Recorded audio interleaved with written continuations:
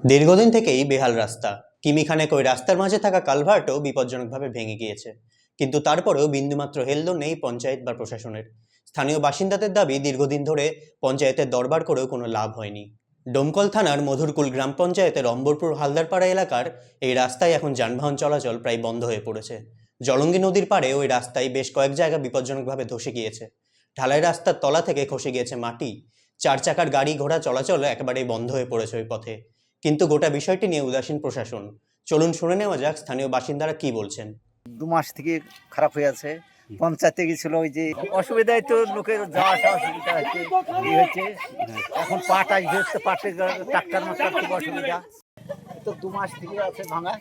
পঞ্চায়েতে কিছু করেনি, যা হয়েছিল পঞ্চায়েতে পুরসভা ওইখান থেকে হাটের ওইটা, এটা পঞ্চায়েতের এটা। হাঁটু নিয়ে যন্ত্রণা আর নেই ভাবনা, আপনার শহরে হাজির উপাসনা। এখন সফলভাবে হাঁটুর প্রতিস্থাপন ডোমকলে উপাসনা হাসপাতালে। উন্নত চিকিৎসার একটাই ঠিকানা, উপাসনা। সুনিতা, মুর্শিদাবাদের সর্বকালের সেরা এবং ঐতিহাসিক বস্ত্র প্রতিষ্ঠান। বিয়ের কেনাকাটা থেকে শীতের পোশাক, নামি ব্র্যান্ড, সেরা দাম, একটাই নাম সুনিতা।